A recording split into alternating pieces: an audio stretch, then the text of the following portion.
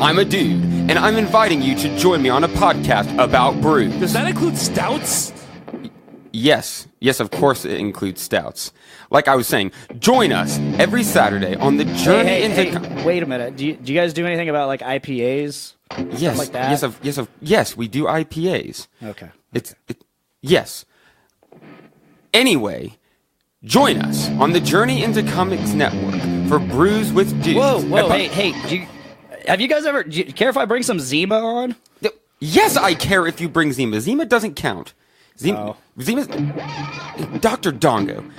Anyway, join us every Saturday for a podcast that delves into the craft brew world. The following is a journey into comics. Journey into comics. It's a journey into comics. It's a journey into comics. Journey into comics. Journey into Comics. Network. Production. Yes, it all started out as a mild curiosity in the junkyard. Now it's turned out to be quite a great spirited adventure. People assume that time is a strict progression of cause to effect, but actually, from a non-linear, non-subjective viewpoint, it's more like a big ball of wibbly-wobbly, timey-wimey stuff. You're calling the butler. I'm very partial to tea and muffins. What's wrong with being childish? I like being childish. Before I go, I just want to tell you were fantastic. Never trust a hug. It's just a way to hide your face. That's the exciting thing. There's nobody in the universe can do what we're doing. Why are you pointing your screwdrivers like that? They're scientific instruments, not water pistols. GallifRadio! Yes, this must be where I live. Hey everyone, welcome to episode 6 of GallifRadio, a Whovian podcast. I'm Veronica, and joined with me as always, my companions for this show, Nate and Sara. How's it going, guys? It's going. It's all right. I think it's going well. How are you? I'm good. We have some things to talk about today because we just finished watching the newest episode of Doctor Who with Jodie Whittaker, and we have some things to say about that. Yeah, I'm going to lead off with maybe my best foot forward. I don't know. We'll see. I don't know, but see, last episode I was asked what I thought of the music in the new Doctor Who, right? Or was that two? Well, it was one. Ago? It was one episode ago. Yeah, 1 episode ago. We're of two. The new Who is what I meant Correct. to say, not our show episodes. Yeah, we're 2 episodes back though. Okay. Well, regardless, I said that I was going to reserve my judgment and I was going to give it some time. Yeah, you wanted to sit with it a little bit and see how it goes, because we were talking about the new music and how it is totally different from previous iterations of Doctor Who. And I think today's episode drove home the point that you're pissed off. And with reason. Well, I concur with you. Well, everybody in internet land, Doctor Who has redecorated, and I don't like it. Ooh, great reference. Second I don't Doctor. like it. I don't like it. I don't like it. And I have I got a bone to pick here because, you see, music is important to the story, yes? I don't know if you all know that yet. If you're watching TV, you watch lots of shows out there, internet. Yes, you do. I know that you do. And we do too. You need to start using your ears while you watch the shows, because this music is becoming a nuisance. This stock sounding wee long strings and all of this business. Doctor Who is noted for its creativity. I would say that big time, okay? Like if we consider the entire from 63, whatever, the beginning of Doctor Who all the way onward, I would say some pretty weird stuff has been going on in the Doctor Who universe when it comes to costumes and makeup and sets and, my God, the miniatures back in the day, okay? Now, let's put the element of music in there, which is an incredibly important element, just like the sets and the costumes and all of this business that are all what? Related to telling the story, right? Right. So, old Doctor Who had some pretty creative stuff going on, if you ask me. Some of my favorite weird music, and it services the weirdness of the sci-fi universe. It brings you into that universe. Okay, Right. It might be what we call retro now, but it's not. It was ahead of its time. It was weird for its time. And we've right? been watching a lot of classic Doctor Who lately because have. we got BritBox. We did get BritBox, yes, and I'm reliving all this. I've watched all of this stuff, off and on over the years, but so it's always been some of my favorite sci-fi music, just because it's so out there, right? Doctor Who is out there, guys. We take a lot for granted for how weird this show actually is. Okay, Right. So you take this weird universe that, mind you, the new series, I'm going to get to this, uses things like musical Easter eggs, yes, to guide the story along. Okay. Themes, as it were. Yeah. Well, yeah, thematic elements like Rose's theme is the best example that I can give. When Absolutely. when you hear that little, well, I don't want to hum the theme now because I'm embarrassed, but Or whatever. I'm bad at it. whatever. Yeah, I that's can't good. do it. You know the one, the Rose's theme. When you hear that, okay, I was making this point earlier. I was ranting before we even got on this podcast. That's why I'm leading off. You were right here. raging. I was she raging. was I raging. slammed my coffee down, okay, at a very specific moment. If you've watched this new episode of Who, maybe you can start in your minds going, what was she talking about? Which moment did she slam her coffee down on the coffee table and freak out? Musical moment. Which musical moment in the show? Don't give it away, Nate. He's looking at me No, like no, he's I'm not going going to give it away. No, listen. I don't want to give anything away. I do want to preface what you're saying by letting the listener know we haven't yet covered the Ghost Monument. We're going to talk about that in a little bit. We're talking about Rosa, the episode Rosa, episode 3 of season 11. I wanted to make sure they knew where we were at. My bad. I'm still where the transgression has occurred. Oh, yes. Oh, and there was a transgression. It was. We were both irate about it. I was just like, oh, God.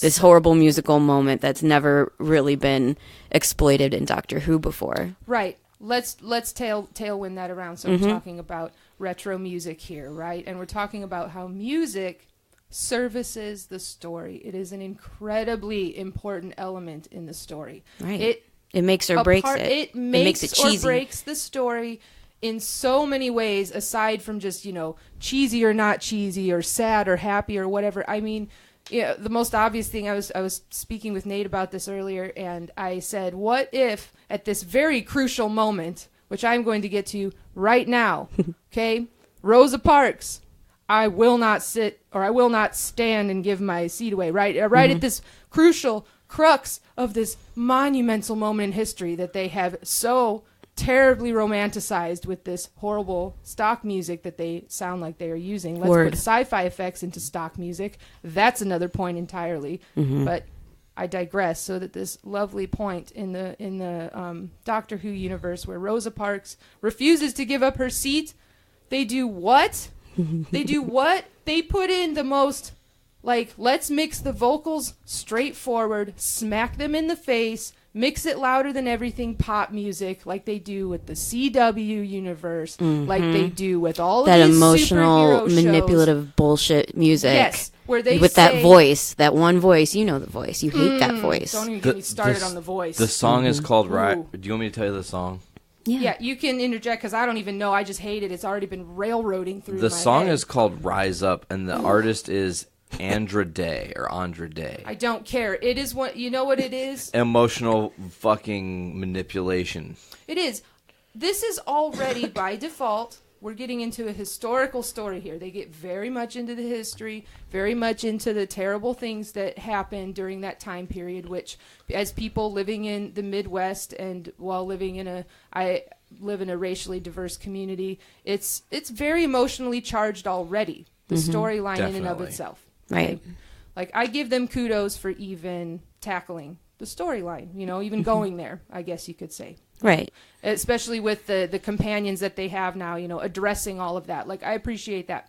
However, they did a disservice to this already emotionally charged story by overcharging it. Yes, it's like overcharging your iPhone. You're not supposed to leave your iPhone on the charger all night, guys. You can overcharge your battery. It'll kill it. And the same thing happens with the music. Now, if you just lend yourself to this story, it just needed a delicate bump. Right. And it needs some themes. Who are these companions? Who is the new Doctor? Right. I want that expressed emotionally as the previous composer did. He did a great job of that. Some people thought that his music started to get, old stock, but that's that's because he created such a style for the show. Right. People aren't even going to realize how much they're appreciating it until 10 years from now. That's true.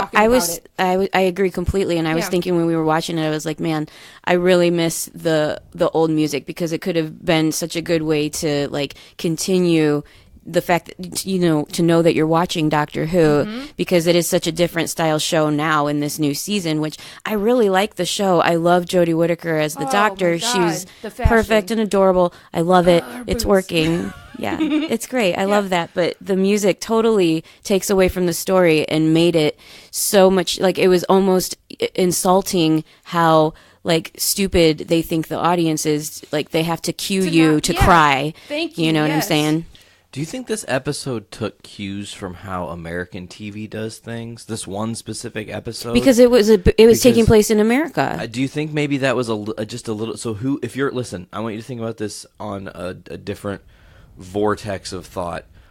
Maybe they're trying to get the basic American audience. There are some people who don't necessarily like Doctor Who. This is a really great episode. It has a lot of awesome elements of the Doctor being very clever and having to be witty and outsmarting the enemy in the story, and all these things. So the story was solid, but they were appealing to a demographic, their version of what they think American demographic is. Exactly. 18 to 34 or whatever. Like they're catering to what they think the American audience wants, but what the American audience wants is fucking BBC Doctor Who. Right, but if you're watching Doctor Who, that's what you want. This is on more of a fundamental, because I look at this from the creative standpoint. Totally. I've dipped a pinky toe in. Now, I went to college to study composing. I have my degree. I have a piece of paper that tells me that I can compose music. Kind of stupid, but I just wanted to study the theory. That's another podcast someday.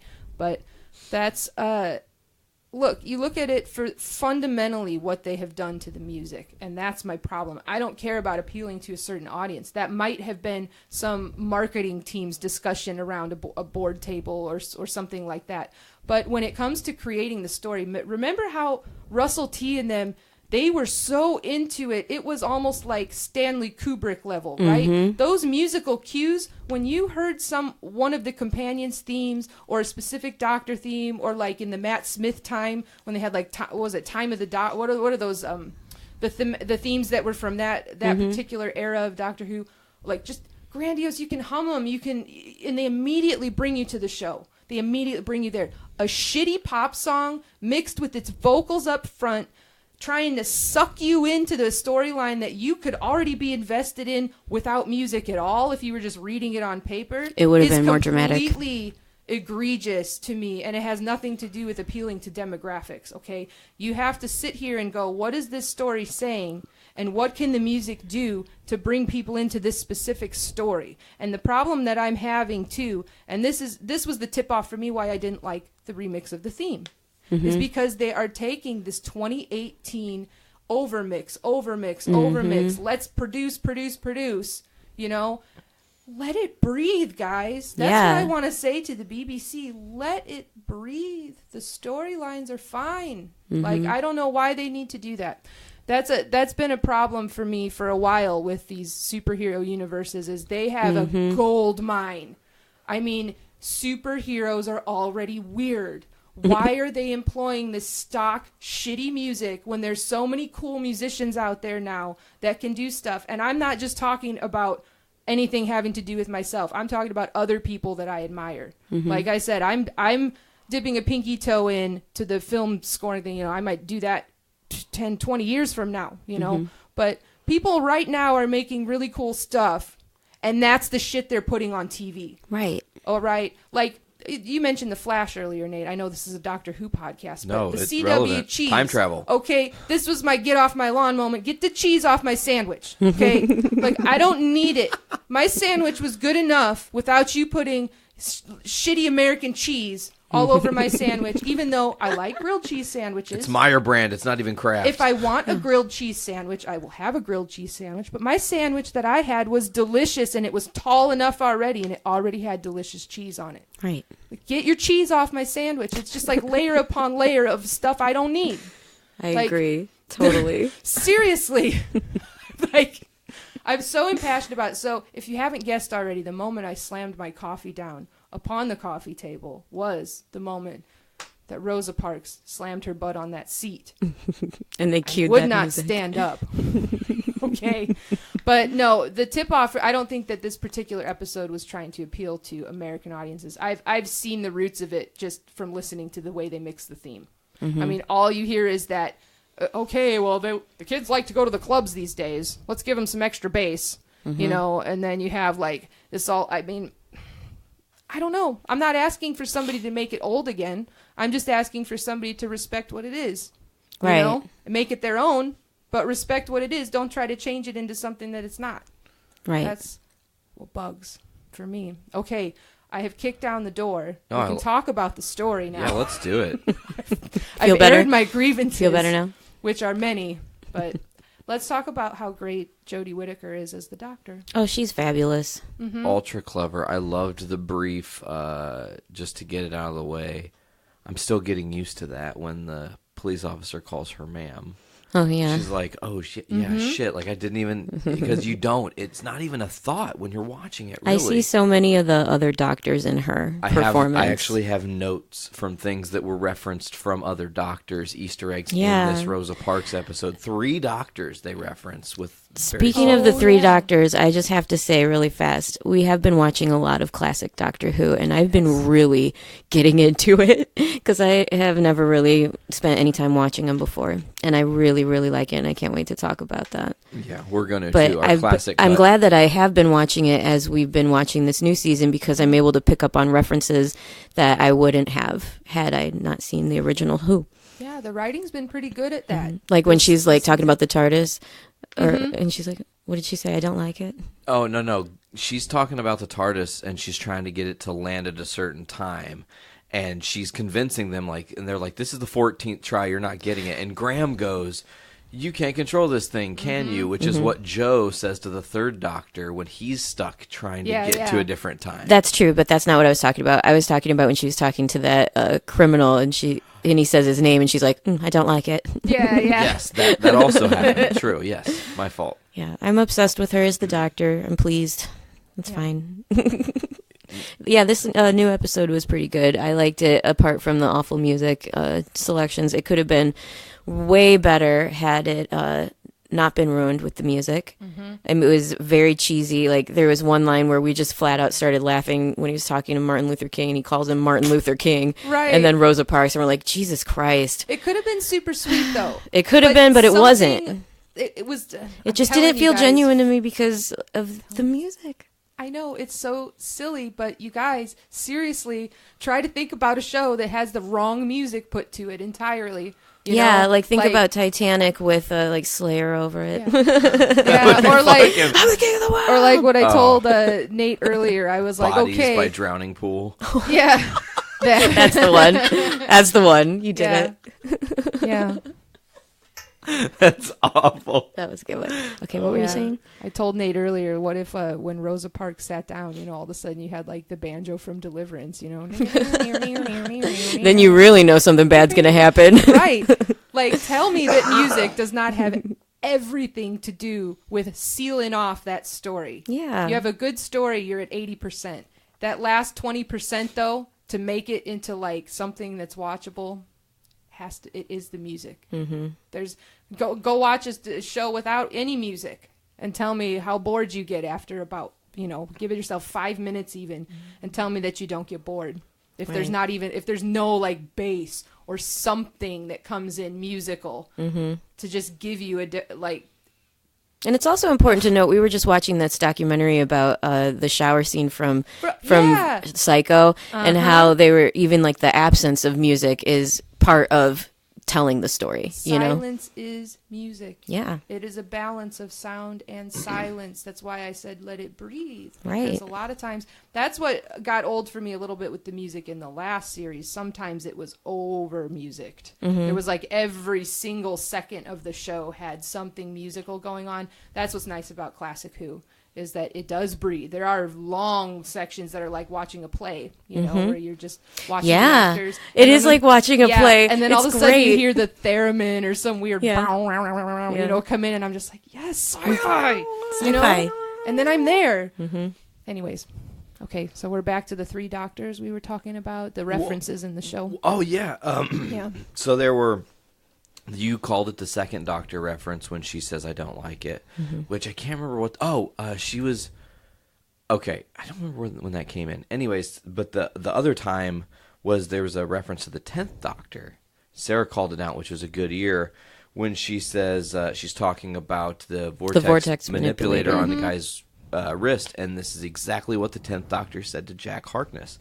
Cheap and nasty time travel. Yep. Or it might have been what Jack said to the Doctor. I can't remember, but it was in that exchange. Yes. I think Jack said that to him, because didn't we just watch that? Yeah, like he kind of because he was sassy about it. Something. That's right. Cheap and nasty time travel. Yeah, but it was a reference to that. You know, that whole. Oh, now I want to watch Torchwood. Oh, we got to get back on that sometime. So in this story, just to get back to the actual story, this story tackled a lot of hard themes really bravely, I thought. Slim's bar sucked. That was a really gross scene. When the Doctor and Ryan and Yaz and Graham are sitting there talking. They were really driving home the fact that they shouldn't have been in Montgomery, Alabama. In 1955, yeah. Yep. Mm-hmm. Damn, you think a time travel show in 1955 would have been more Back to the Future, but they went a little bit more right. They went right Back to the Future, because it is kind of a look at the way that modern society is being shaped by the current political climate.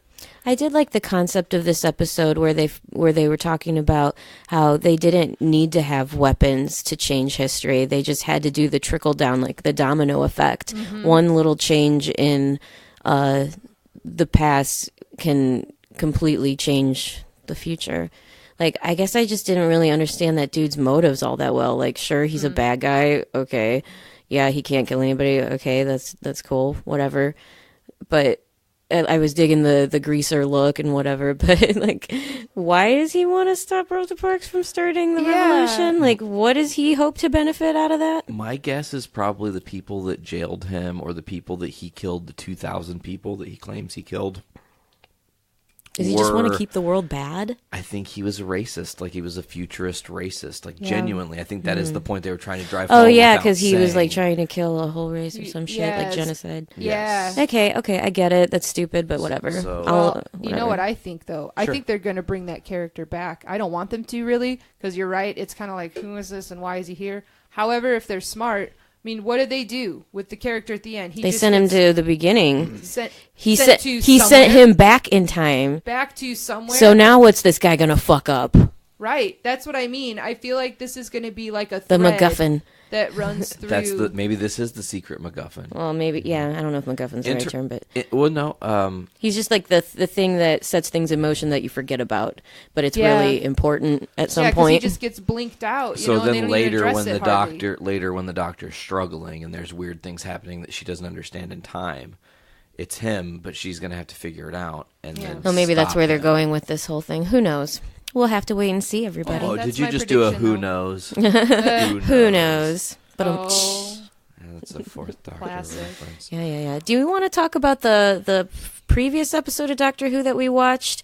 The race? The Ghost Monument. The Ghost Monument. It was a totally forgettable episode, seeing as we forgot about it and forgot that we didn't talk about it on the podcast yet. It was like the chick and... They were they were flying around the universe to get a grand prize to set up their families for life, and then they ended up having to, spoilers, split the prize. And the thing they were trying to get to, they were marooned on a planet. They were trying to get the TARDIS. That was the Ghost Monument. The Ghost Monument ended up being the TARDIS. Yeah. Oh yeah, I forgot all about it. I was sitting here going, That's why I said it was a forgettable episode, and we don't really need to spend too much time talking about it, just because it was in my opinion, my humble opinion, it was a throwaway episode.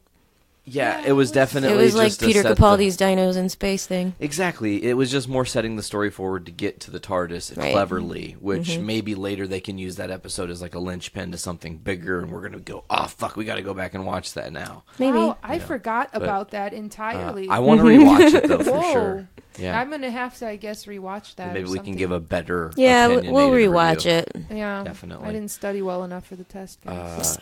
It's okay. So hard enough. we can kind of go in two directions here. We can either go a little bit to the past or deep into the past, because V, while you are into classic Who, and we've been doing some classic Who watching, you also are starting to catch yourself up on Capaldi's second season as the Doctor. Okay, yeah, I guess we can talk about that. So That's you a good have segue. now seen The Magician's Apprentice and The Witch's Familiar, the story with the Doctor and Davros and Missy and Clara. Yes, I did. So let's talk about that as a whole, because honestly, when I first saw this two-parter, I loved it. I thought it was very cleverly done because it ties the modern 12th Doctor at that point in time to this character who literally creates the ultimate evil and trying to make a different choice, and that whole almost... Again, the domino effect. And the turn left thing, right? How can things be different? Right. So what did you think about this? Because you seemed kind of a little almost disgusted at points when we were watching this. It seemed. Well, we were fresh off of Classic Who when she watched this. Correct. And we did go back and watch Genesis of the Daleks. A little bit. Yeah, A little bit. I saw Davros. The first episode. The first iteration of Davros. It was fucking hilarious. Yeah, he The hasn't makeup- changed much. He But hasn't changed very much. Yeah. They made like a prosthetic one. It was hilarious. That I can get on board with. That I liked. I didn't really like the second part of the two-parter, only because I thought it was so heavy on the cheese again. It's like A different kind of musical cheese. it wasn't even the music. It was just like that. It was very in your face emotional, and I wasn't invested enough in that character to give a shit like that. And it just seemed like a whole lot of mess over something relatively anticlimactic to me. Right.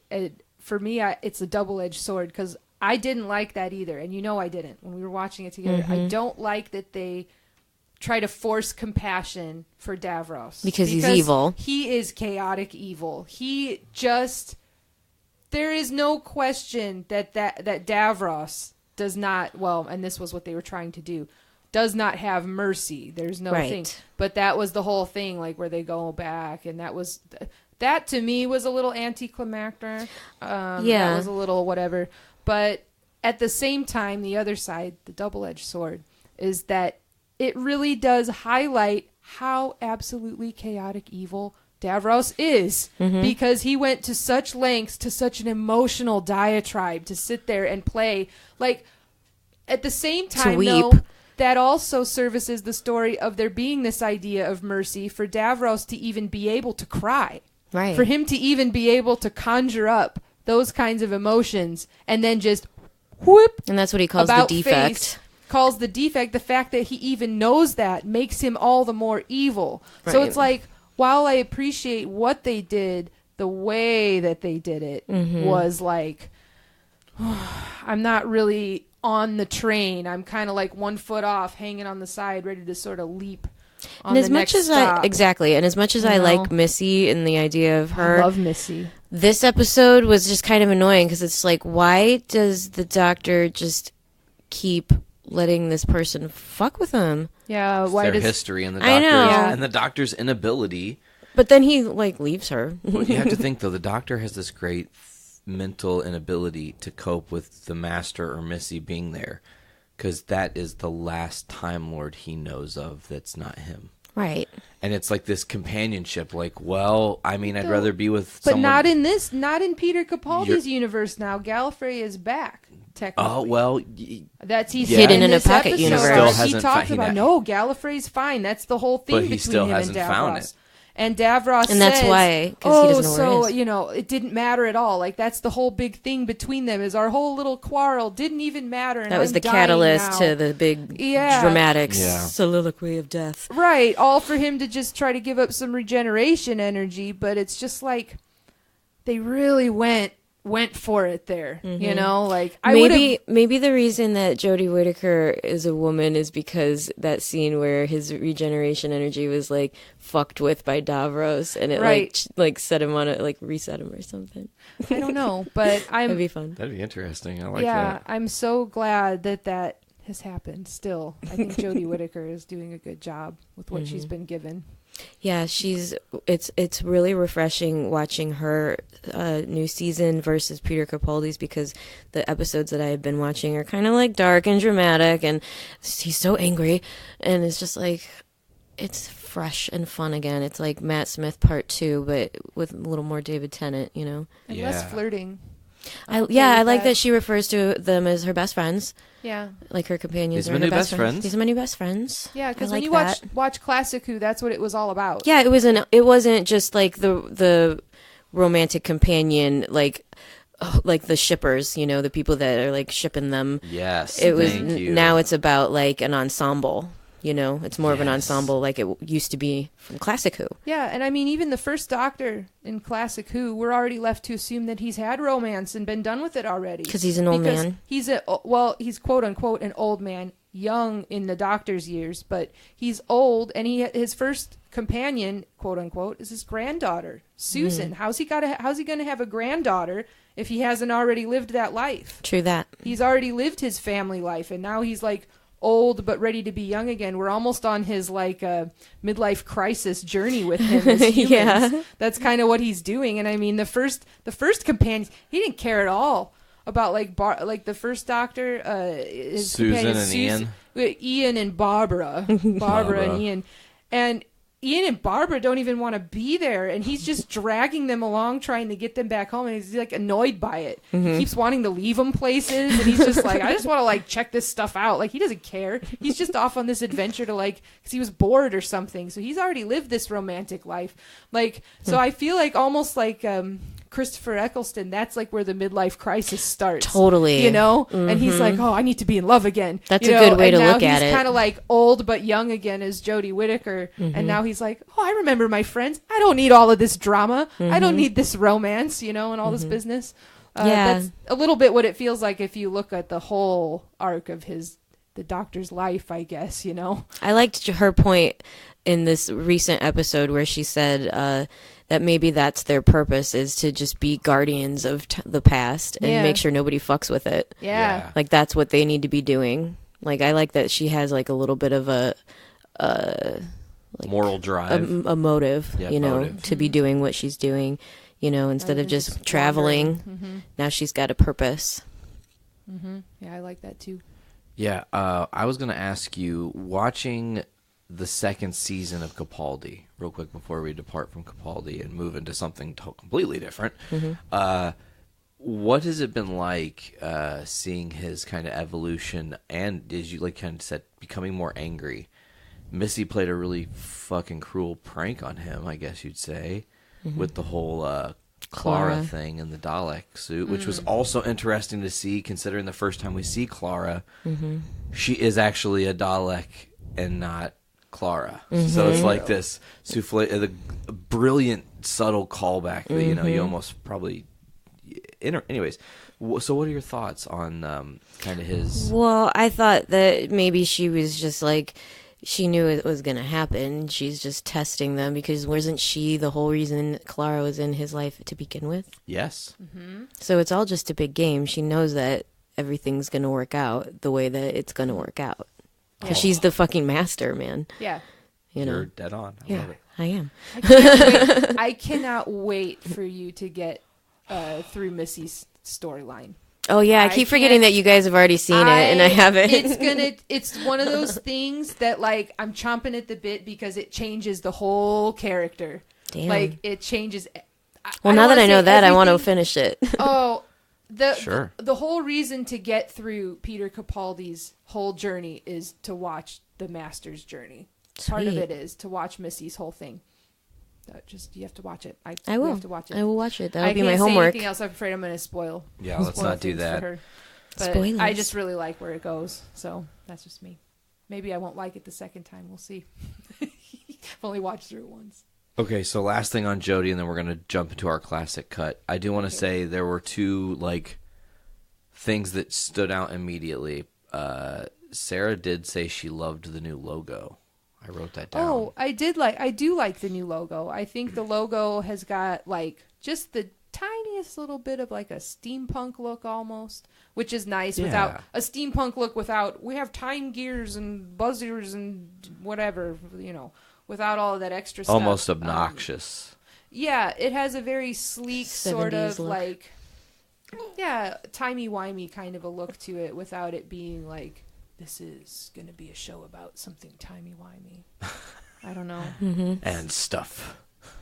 It's just nice. I don't know. I like it. Mm-hmm. I like the new logo. And maybe I suck a little bit, but I love the new intro. I think it's great. It gets me jazzed that the show's on. I'm like, yeah. And the title credits, too, the opening roll is pretty neat. And you mean the new time vortex look? Yeah, and the graphics and all that they have. Yeah, they always change the look of the... What I like about that, I like how it looks. I like the kaleidoscope effect that they continue to use. Yeah. I thought it was cool. I actually really like the new intro. I don't like the music only because of the galloping industrial sound. But I like the fact that they're using it sounds kind of like a theremin. It's got that old school Who vibe to it, and the woo woo. It toes the line. It toes the line, and it's just 2018. Okay, that's what I say. I'm okay with it towing the line. I'll give it to you there. Mm-hmm. I'm all the such music a is fan 80s over 2018 music. The last episode, I said that it sounded like if the movie Armageddon and Heathers had a musical baby. Yeah. Heathergeddon. That's not what we want, guys. No. That's not what we want in our sci-fi show. That's we not what I want in my sci-fi show anyway. Right, and there's so many awesome 80s callbacks being going on right now, with Stranger Things and all that shit. But it's already been done. We're over it. Let's move past it. It was fun for a while, guys, but now it's just getting beat to death. The copy has been copied to death. Yeah. That's a common problem, as SNL pointed out. Film critics. Oh my doing God. Everything the same. That was so funny. Listen to our podcast. Maybe you could be on my podcast. It's yeah, we know that. Oh, if you guys watch Saturday Night Live, there's a funny sketch about film critics and about or filmmakers, I should say. Yeah, and that was funny. Yeah, it's really funny. It's from most recent one. Anyways, that was off track, but it's all right. So I suggested to Veronica that you needed to watch one of my favorite classic story arcs of Doctor Who. Mm-hmm. And I found this story because I'm trying to remember how it went. Okay, so the Day of the Doctor had happened, right? And I loved that two doctors together thing. So I started looking at the lineage of Doctor Who, and I was like, oh my God, they had one called the Three Doctors. I must check this out. What is this about? And it quickly became one of my favorite story arcs because it's actually really, really clever. So I suggested it to you. It was great. I loved it. I want to really dive super deep into this and kind of go over the whole thing. So did you want to consult the book? Yes. Consult the manual. Do you want me to consult the manual? I can read it, or you can read it. You read it. This book was your find, so with our little copyright, what was it, 1972, 73? Wait, it was 76 was my guess. Let me see. I don't remember. Oh no, we're both right. 72, but then this one was 76, so I have the reprint. The reprint. I do not have a first edition, guys. Sorry. I love this book. We still have Second to post edition. a picture of it. Yeah, for everybody to after see. This one, since we're actually reading from it. Good idea. Cool. Okay. I wish you were wearing your look for glasses while you that. read this. This is an incredible cover. You guys are going to love it. It's super retro. Okay, well, this is from The Three Doctors, 1972/73. That's what it says in the book I'm reading from. 4 episodes by Bob Baker and Dave Martin. Okay, I'll read all of these things.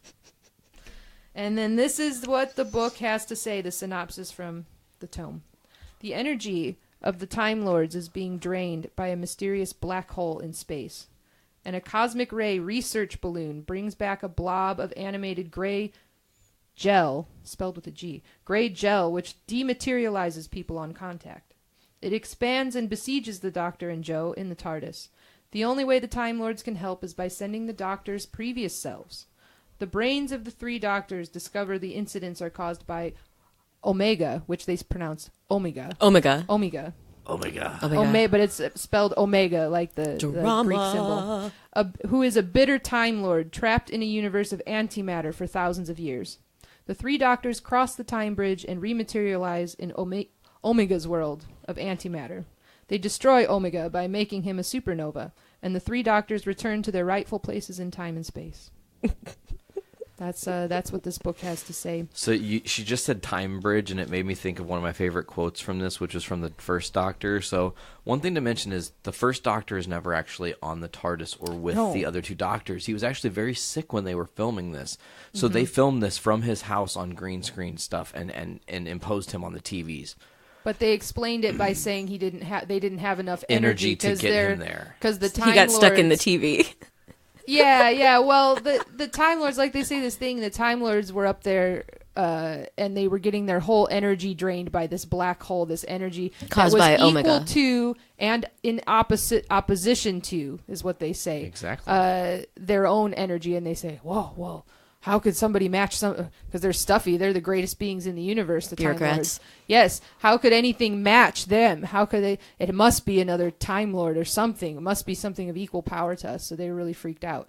But they send the second Doctor with his little flute, his little recorder. Patrick Troughton. I love him. I loved Oh, he's so him. sassy. He just wants. I think His better stupid with little music. bowl cut. Yeah.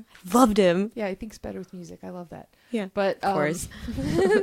Yeah, it's a precious little recorder. I see you've redecorated. I don't like it. I don't like it. Yeah, that happened in this episode arc too. Because he sees he's in the 3rd Doctor's TARDIS, which is different than his. Yeah, that's just the next regeneration from him. Mm-hmm. Oh, he's like, I damn. don't like it. Disappointed in his older self. Yeah, that and was. then they bicker and fight the whole time. I loved it. Yeah, it's super like an old funny. married couple. Even Yeah. though it's just him arguing with himself.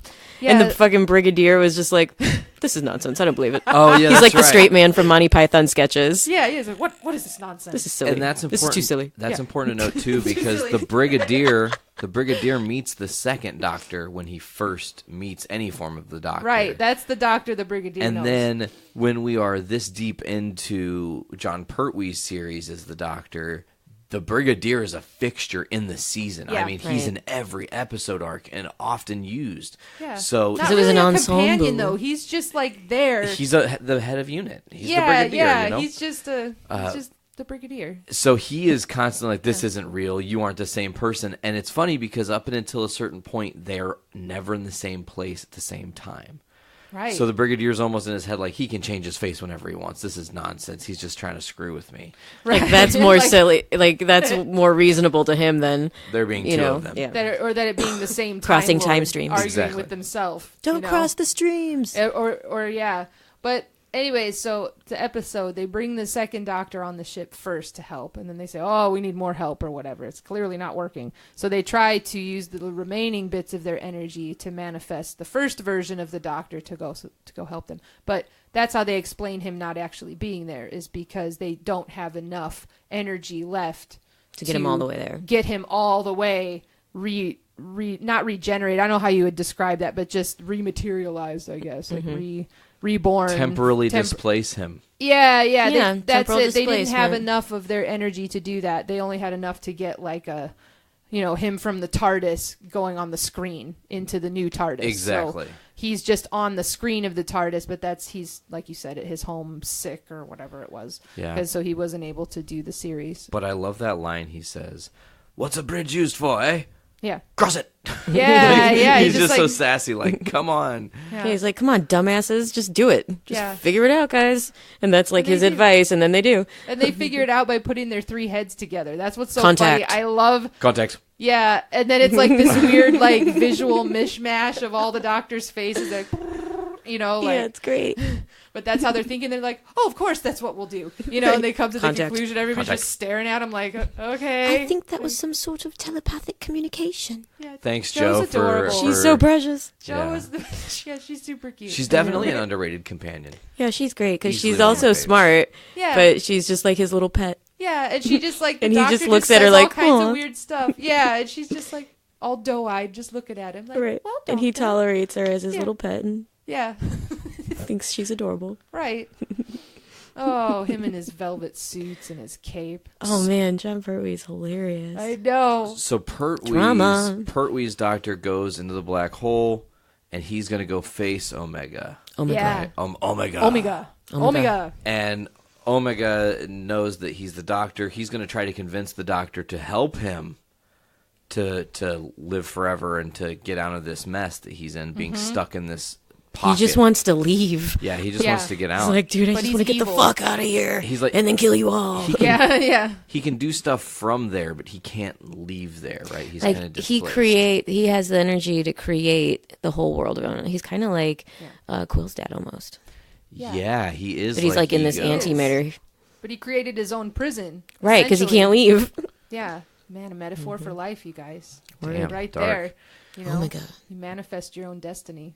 But while that's happening with the third doctor, the second doctor is getting captured with one of the army guys, one of the unit guys. I can't remember which one his name was. It wasn't the brigadier. I don't know. But then Omega doesn't know that the second doctor is a doctor yet. And then finally it's revealed that that's what's the case. And then he says, here's my real plan. I have to give my mask up to one of you to become me so I can get the fuck out of Dodge because I want to go not here, anywhere but. But he... When they take the mask off. Oh, yeah, that was amazing because they take the mask off and it's like the back shot and it's the doctors reacting. And they're like, oh my gosh, this is the most terrifying thing I've ever seen. You know?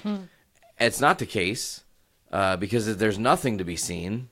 Because he's not even there. He's not even there. And he they doesn't say, even exist anymore. don't you know, Omega, that you're only alive because you will it. You're only alive because you will it, which was an amazing thing. But also, he had talked about how being up there with the antimatter, it would slowly dematerialize you. Right. And he thought he was protected from it, but in reality, it had long destroyed him. Right. He So he was just his own consciousness animating a metal suit. And the only way that he could ever be free was to be killed. Yeah, brutal. Oh, what a great story though. Yeah, like it sounds great, but then you watch it as like this one act play or this several act play, and you're like, oh damn, that's some cheese. You guys. The drama of it, Yeah. the overacting. I am Omega. It was great. Yeah. Cannot be. Yeah. Oh my god, it was insane. I loved it. I highly recommend everybody watch Old Who. You'll dig it. It is absolutely fantastic. I don't know how much time we have. Well, right now. We're still doing okay. Okay. I found something interesting in this book. Maybe we read it today, maybe not. We are talking about the three doctors, but apparently there's 1, 2, 3, 4, 5. It's like 6 pages here, but it's synopsis of the three doctors. Like episode it tells by episode. you about. Well, no, it tells you about the actors and stuff. Oh. It's a synopsis of that. So Do you want to read it? I have not read through it, but I can read it right now if we want to, so that everybody listening has some idea of who these people are. I guess we'll see. We'll see what it is. But this is chapter 5 entitled "The Three Doctors," and this one is the first Doctor Who. Oh, they call him Doctor Who in this book. The first Doctor Who, which actually we don't like that now. The first Doctor is what we want to say. Right. But it says the first Doctor Who was William Hartnell. And it says, William Hartnell became an actor at the age of 16 when he joined Sir Frank Benson's Shakespearean company as a general dog's body, callboy, assistant stage manager, property manager, and assistant lighting director. Oh, do a lot of things before you do a thing, right? Mm-hmm. Wow. Sometimes he was allowed to play small walk-on parts, and in 2 years with that company, working day and night, he learned a great deal about the theater and about acting. At the age of 18, he started to tour the country as an actor, playing in theaters the length and breadth of Great Britain. Then he started to get jobs understudying in London's West End theaters. In a stage play, all the actors... Oh, they tell you what a stage play is. This is kind of for kids, but kind of not. But it says, in a stage play, in parentheses, all the actors and actresses have understudies who have learnt their parts. If an actor is taken ill, the understudy plays his part that night. So if you didn't know what an understudy is... The more you know. Yeah. We're on this book journey together, guys. Okay. So he became known as an actor of farce. He understudied such great actors as Ralph Lynn, and Ernest Truex, and then played their parts himself when their plays left the West End and went on tour of the provincial cities.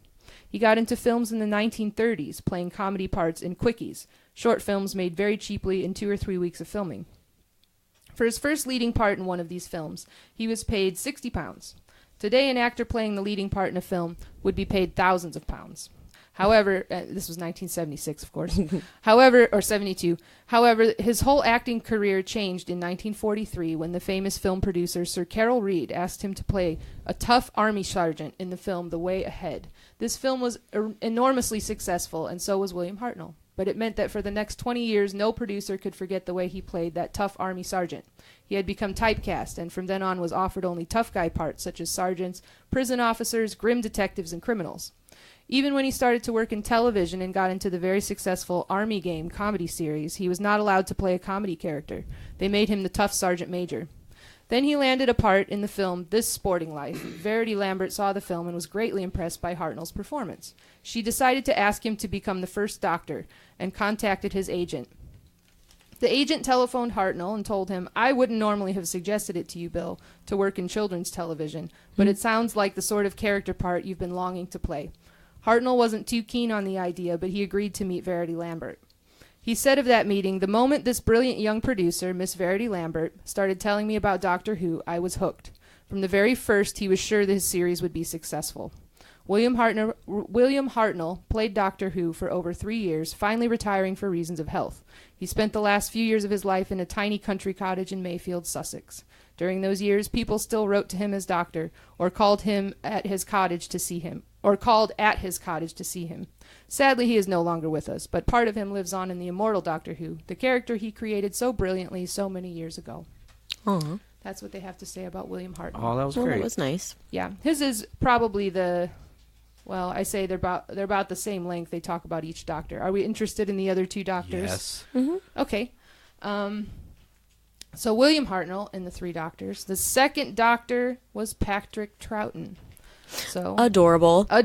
Him and his Yes. It's a recorder. It's a recorder that he plays. Mm-hmm. Okay, so here we're going to learn about Patrick Troughton.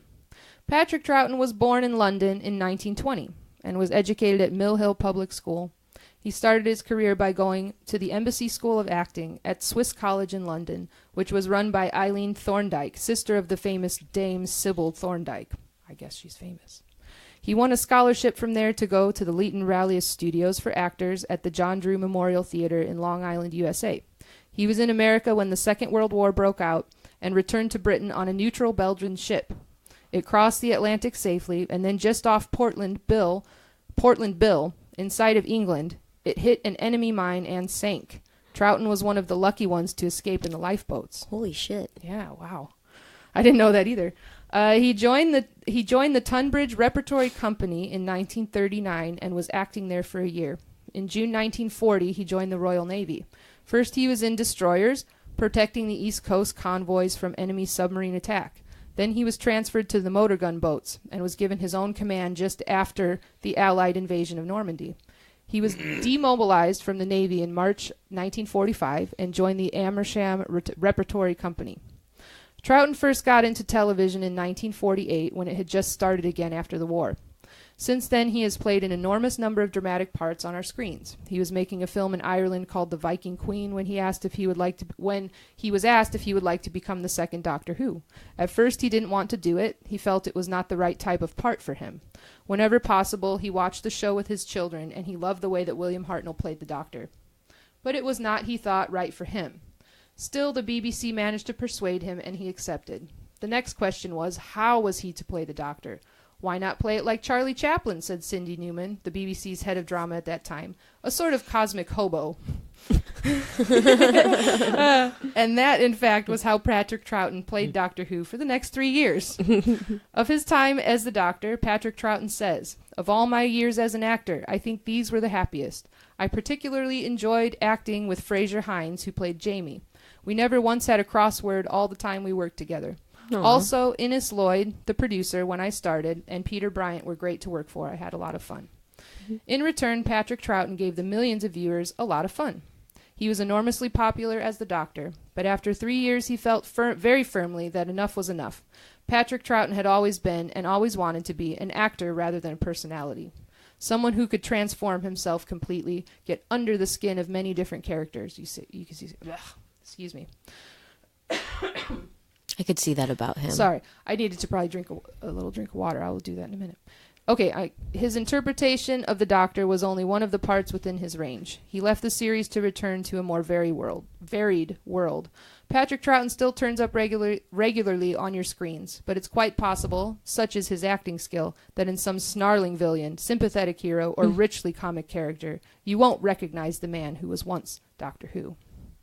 That's what they have to say about him. Damn. It's crazy he survived getting blown up in a ship. Yeah, right? Yeah. What the fuck? I didn't know that about Patrick Troughton. And the Charlie Chaplin thing is very interesting. I want to to call his this character. episode The Cosmic Hobo, because that's just too perfect. The Cosmic that. Hobo. Yeah. Yeah, he was a Cosmic Hobo for sure. Wow, so that's where he got... That kind of makes sense, though, with his demeanor and the way Yeah. he Yeah. stiffens up and does his little, like, head nod. And he was fun. He was funny. Yeah, his little dry quips and things, you And know? super sassy. Yeah, he was a great Doctor. I tried to start watching The Power of the Daleks the other day. It's the animated thing where they have the audio. And it's I mean, I want to watch it for the story, obviously, but it is a little difficult to get through because the animation's not that great. No, I couldn't get into that. It was a little rough, yeah. Yeah, we ended up skipping it. The stills were hard to deal with. Mm-hmm. Yeah, that could have been done better. Okay, I've had my sip of water. We are on to the third Doctor, which is always been one of my classic favorites. John Pertwee as the third Doctor Who. What? And yes, it says Doctor Who to remind my listeners. You It's ham-fisted annoying me bunvender. too. Yes. Ham-fisted bunvender. Okay, Oh, so here's love what him. the tome has to say about John Pertwee.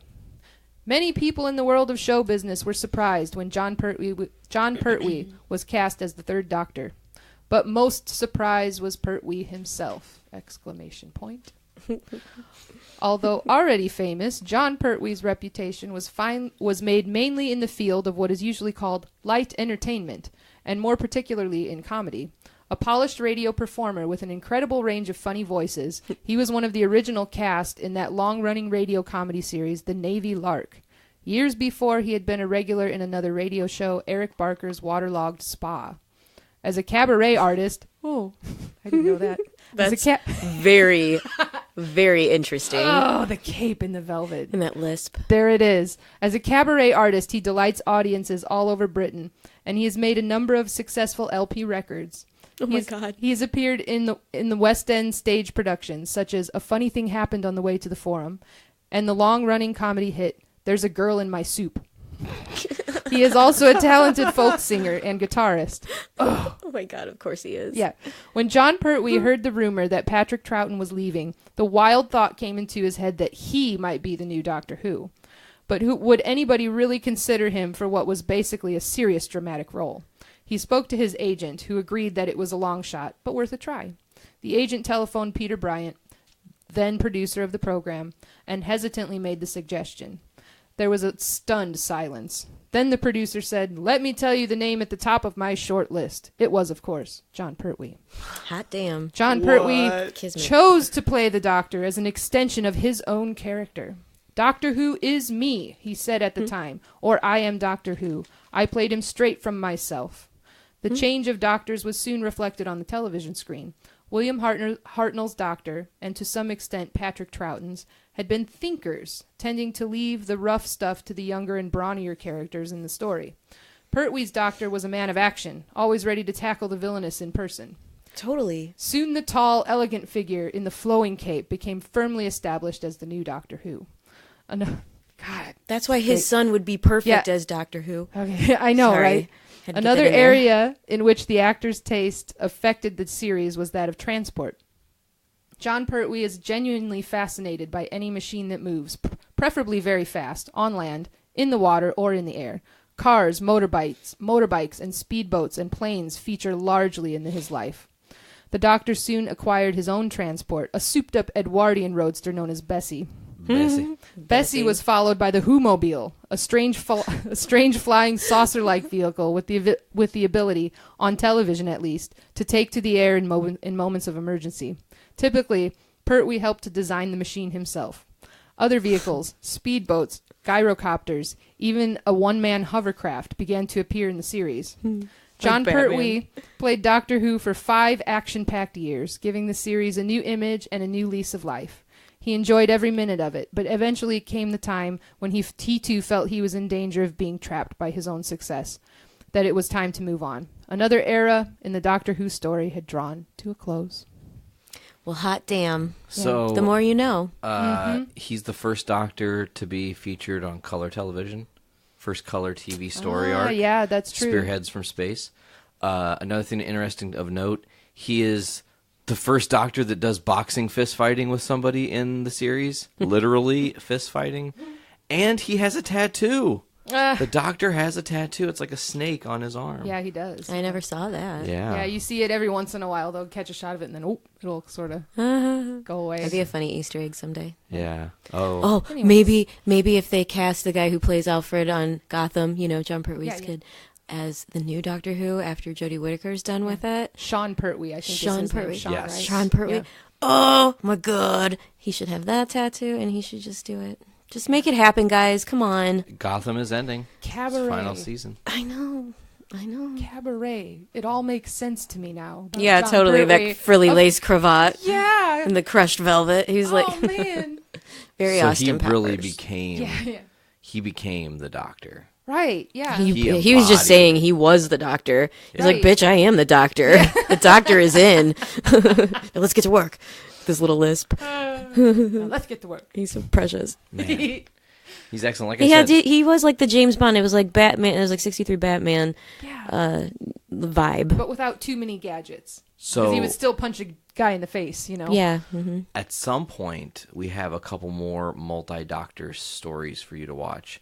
There's a 2 Doctors story arc. I think that's first and second Doctor, maybe, or second and third. I'm not sure how that goes. And then there's the 5 Doctors, which was the 3rd, 4th, 5th, 6th, and 7th Doctor in one story. But it's not like an official Doctor Who thing. It was a Blue Peter special in 1983, I think is the number. I'd Somewhere watch like it. that. Shit. It's interesting. It's funny too, and it does feature a lot of the different companions as well. Sarah Jane Smith is there. I think Joe is there. Sweet. Sweet. Yeah. I've been really enjoying seeing the evolution of fashion on the little companions. Man, it's good. It's real good. Ooh, it's it gets real bad good when we get to the 80s, though. Yeah, that's what you were telling me. Man. But bad in a good way, Yeah. Yeah. But yeah, their little outfits are adorable. Yet again, why we love Jodie Whittaker. Yeah. Shout out to the fashion department. Word. I love the suspenders. Yeah, me too. It's and like the little gaucho pants. I knew you were going to say the gaucho or gaucho. Yeah, her look is great. I'm digging it. Cosmic Hobo and a gaucho. Mm-hmm. Yeah. Dig it. She does look like a little cosmic hobo. Yeah. Wow. See what I'm saying? There's like all these little throwbacks to all the Doctors in this one woman. She's super classic. Like, yeah, she's already. Yeah, she's. Don't Doctor ruin Who. it with the music, man. Mm-hmm. Just give me some theremin. And Get leave that it alone. cheese off your sandwich, eh? God. I don't want that cheese. I don't even like American cheese. I live in Indiana, Give me that triple cream brie. Is that a French cheese?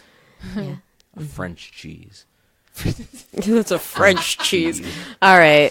I think that we covered our bases today. Everybody, I hope they learned something. Yeah, I learned something. I learned a today. lot of things. It was fun and enjoyable. I didn't, All right. Well, before we get down here, as always, folks, check out GallifRadio here every other Friday on the Journey into Comics Network at journeyintocomics.com. Or you can go to iTunes, Podbean, Stitcher Radio, Google Play Music, or Spotify. Search Journey into Comics Network. That's where you can get all the shows on our network. Go to patreon.com/Journey into Comics and give us $1 for early access and exclusive content, or like $5 and you get a cool sticker every month. That's something we need to have happen. Or like $20 and you get a t-shirt. There's a lot of different tiers, folks. Check it out. I think that's going to do it for this episode of GallifRadio. You guys feel good? Yeah? Yep.